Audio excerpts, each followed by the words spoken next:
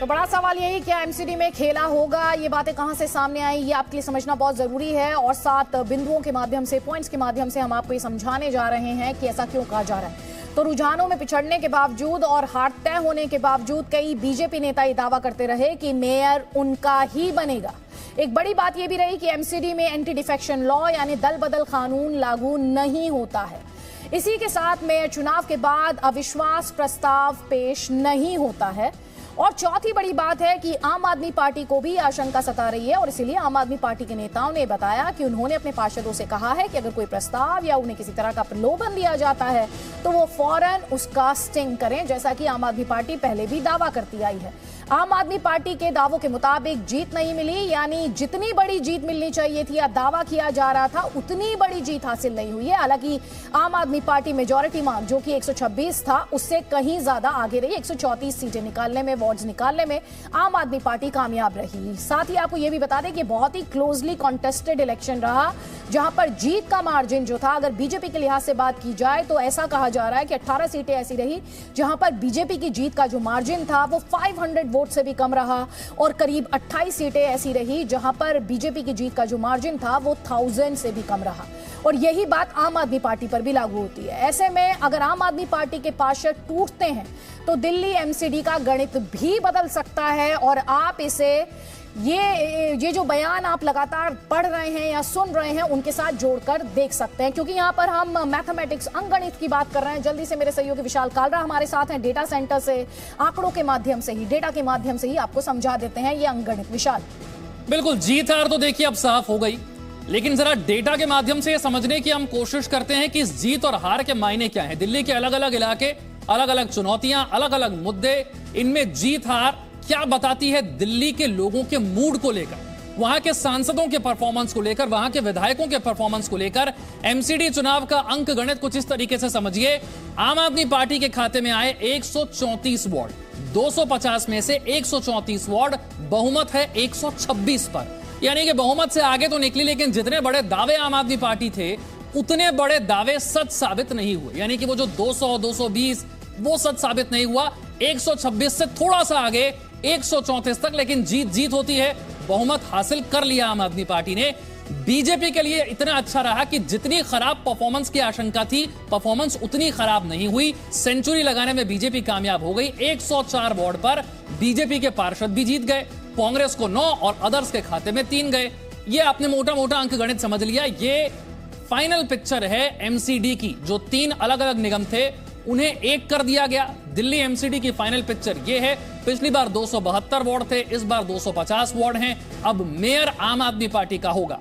इस तरीके से अंक गणित एमसीडी का बैठता हुआ नजर आ रहा है। अदिति, ये तो रही अंकगणित की बात कि किस तरह से अंकगणित इस वक्त मेजॉरिटी मार्क जहां पर 126 है वहां पर आम आदमी पार्टी के पास 134 वार्ड है, यानी मेजॉरिटी मार्क से 8 ज्यादा। कई खास मेहमान हमारे साथ हैं। सबसे पहले हम रुख करेंगे संजीव झा का।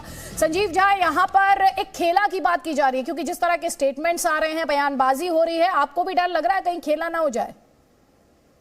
देखिए, मुझे लगता है कि इससे बड़ी भाजपा के नेता बेशर्मी की बात और क्या कर सकते हैं कि 135-34 सीट जीतकर हम आए, मेजॉरिटी से ऊपर हम हैं, और वो खुलेआम कह रहे हैं कि मेयर हमारा बनेगा। याद कीजिए आदित्य जी, आज से 6 महीना पहले जब हम लोग ये कह रहे थे कि हमारे एमएलएज को तोड़ करके ये सरकार बनाना चाहते हैं अपनी, तब किस तरह से बीजेपी में दिललाते थे, नहीं ये झूठ बोल रहे हैं, झूठ बोल रहे हैं, तो खुलेआम कह रहे हैं ना। लेकिन एक बात जान लीजिए, जब हमारी 28 सीट थी तब भी हमारे एक पूरी कोशिश बात नहीं तोड़ पाए थे।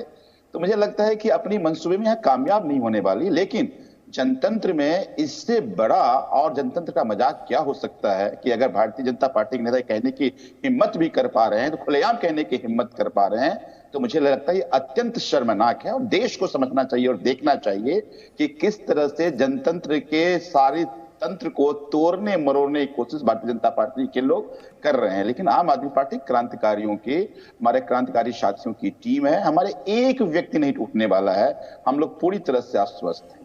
आप कह रहे हैं आप पूरी तरीके से कॉन्फिडेंट हैं, आश्वस्त हैं, लेकिन कहीं ना कहीं आपको थोड़ी सी मायूसी इस बात की कि बीजेपी जिसके खिलाफ एंटी इनकम्बेंसी की बात की जा रही थी, बीजेपी मुक्त एमसीडी की बात की जा रही थी, वो बीजेपी 15 सालों के शासन के बावजूद यहाँ पर सेंचुरी जो है 100 का आंकड़ा पार करने में कामयाब हो गई। अदिति जी, आपको देखिए 6 महीना पहले एमसीडी का चुनाव शेड्यूल्ड था और 6 महीना पहले टालने का मकसद इनका केवल इतना था कि तब ये बुरी तरह हार रहे थे।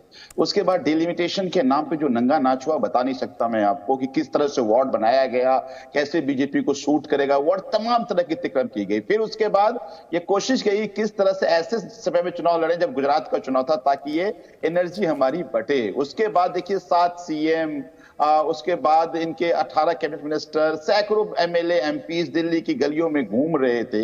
28 टीवी चैनल को भी ऐड कर दीजिए, लगातार हमारे वो स्टिंग चल रहा था, दिन रात तक एमसीडी के मुद्दों की बहस नहीं होती थी। तो मुझे लगता है इस तमाम चीजों के बावजूद अगर हम लोग 34 सीट लेकर आए हैं, ये बहुत बड़ी जीत मैं मानता हूं और दिल्ली की जनता को धन्यवाद करता हूं। और मैं दिल्ली की जनता से वादा भी करता हूं कि जो अरविंद केजरीवाल के काम और गारंटी को आपने वोट किया, उस पर काम करना शुरू करेंगे और 5 साल में आपको बेहतर दिल्ली, सुंदर दिल्ली आपको मिलेगी। संजीव जी, टीवी चैनल तो आपका भी, आपकी जो रैलियां थी, आपके जो रोड शो थे, वो भी दिखा रहे थे सर। और अभी थोड़ी देर पहले कांग्रेस पार्टी ये कह रही थी कि टीवी चैनल, मतलब ये अपने आप में इंटरेस्टिंग है कि सब टीवी चैनलों की बात करते हैं। कांग्रेस पार्टी ये कह रही थी कि बीजेपी और आम आदमी पार्टी ने ऐसा प्रचार किया कि प्रचार में ही बह गया वोटर, वो तो ये कह रहे थे। चलिए, आपने जो सवाल उठाया जवाब लीजिए। राजीव बब्बर जी ये कह रहे हैं कि ये तो 6 महीने पहले इलेक्शन करा दिए होते अगर आपने वक्त पर, तो आपका हश्र बहुत खराब होता। ये तो आपने जानबूझकर गुजरात के साथ ये इलेक्शन कराए।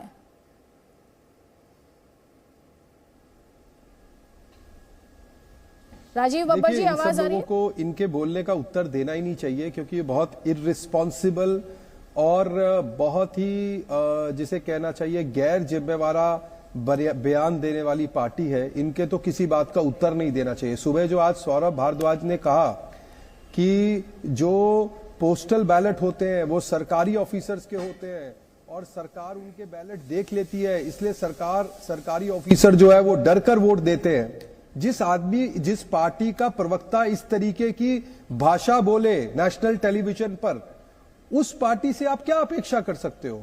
जो लोग गुजरात के परिणाम से पहले लिखित लोकतंत्र में विश्वास नहीं, जनता के फैसले पे विश्वास नहीं, लेकिन लिखित दे रहे हो कागज पे लिख के कि हम तो जीत रहे हैं, इन लोगों पे क्या बात कर सकते हैं? इनकी किस बात का आप उत्तर दे सकते हैं?